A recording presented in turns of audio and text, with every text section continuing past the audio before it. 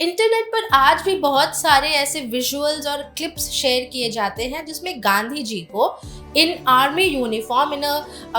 एक आर्मी के सेटलमेंट में दिखाया गया है और ये कहा गया है कि वो उन्होंने बोयर्स वॉर में पार्ट लिया था।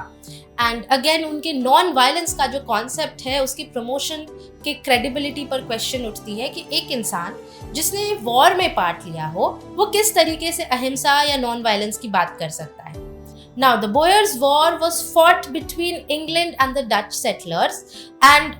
1899 से 1902 के बीच में ये वॉर फाइट की गई थी and indeed Gandhi ji took part in that war.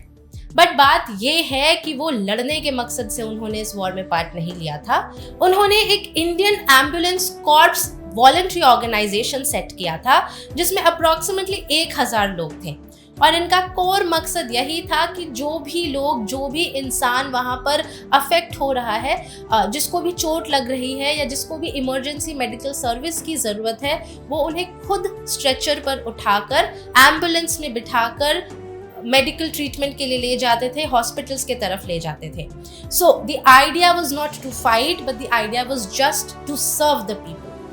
Bowers war in fact Gandhi ji के लाइफ में एक बहुत ही इम्पॉर्टेंट फेज था क्योंकि इसी वॉर के बाद उनको अहिंसा और सत्याग्रह का कॉन्सेप्ट समझ में आया था